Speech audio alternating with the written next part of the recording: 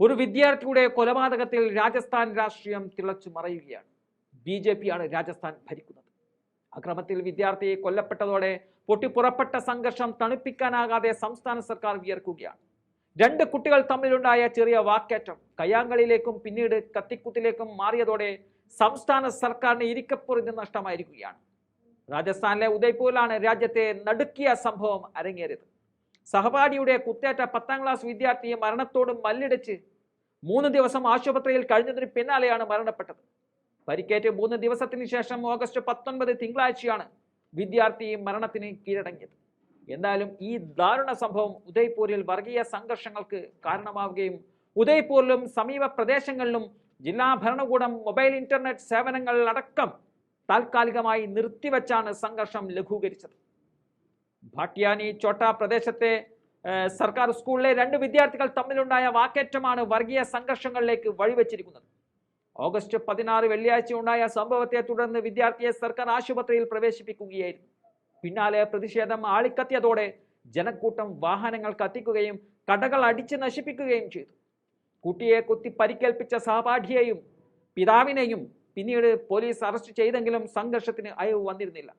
അപകട ദിവസം ആശുപത്രിക്ക് ചുറ്റും ജനം തടിച്ചുകൂടിയെങ്കിലും പോലീസ് ഇടപെട്ട് പ്രതിഷേധക്കാരെ ഇവിടെ നിന്നും നീക്കുകയായിരുന്നു. വനഭൂമി കയ്യേറിയെന്നാരോപിച്ച് 15 വയസ്സുള്ള പ്രതിയും കുടുംബവും താമസിച്ചിരുന്ന വാടക വീട് കഴിഞ്ഞ ദിവസം അധികാരികൾ പൊളിച്ചു നീക്കുകയും ചെയ്തു. ഈ കുത്തേറ്റ കുട്ടിയുടെ സഹോദരിമാർ ആശുപത്രിയിൽ ചികിത്സയിലിരിക്കെ തിങ്കളാഴ്ച രക്ഷാബന്ധനത്തോടനുബന്ധിച്ച് കുട്ടിയുടെ കൈത്തണ്ടയിൽ രാഖി കെട്ടിയിരുന്നു.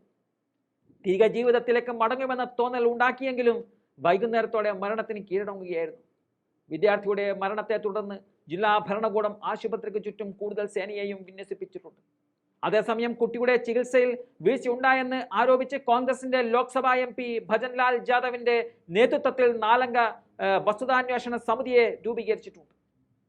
സർക്കാർ ആശുപത്രിയിൽ കുത്തേറ്റ് വിദ്യാർത്ഥി വീണ ഉടൻ തന്നെ അധ്യാപകർ എത്തിച്ചതാണ്. മികച്ച ചികിത്സ കിട്ടിയാൽ ഒരുപക്ഷെ വിദ്യാർത്ഥി രക്ഷപ്പെടുമെന്ന സാഹചര്യം ഉണ്ടായിരുന്നുവെന്നതാണ് കോൺഗ്രസ് ആരോപിക്കുന്നത്. അതിനു പിന്നാലെയാണ് വസ്തുതാ അന്വേഷണ സമിതിയെ കോൺഗ്രസ് നിയമിച്ചത്.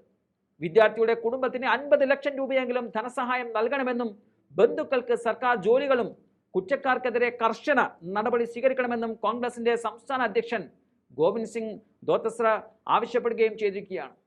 എന്തായാലും ഈ സംഭവം രാജസ്ഥാൻ സർക്കാരിന് വലിയ തലവേദനയാണ് സൃഷ്ടിച്ചിരിക്കുന്നത്. കോൺഗ്രസ് ഭരണത്തിലിരുന്ന സമയത്ത് സർക്കാർ ആശുപത്രികളിലടക്കം ഉന്നത നിലവാരത്തിലേക്ക് എത്തിക്കാൻ സാധിച്ചിരുന്നതാണ്. അധികാരത്തിലെത്തി 6 മാസം പിന്നിടുമ്പോഴേക്കും അതിൽ നിന്നും 1 ഇഞ്ച് മുന്നോട്ട് പോകാൻ BJP സർക്കാരിന് സാധിച്ചില്ല എന്നതിൻ്റെ ഏറ്റവും വലിയ തെളിവായി വിദ്യാർത്ഥിയുടെ ഈ മരണത്തെ കാണാൻ സാധിക്കും.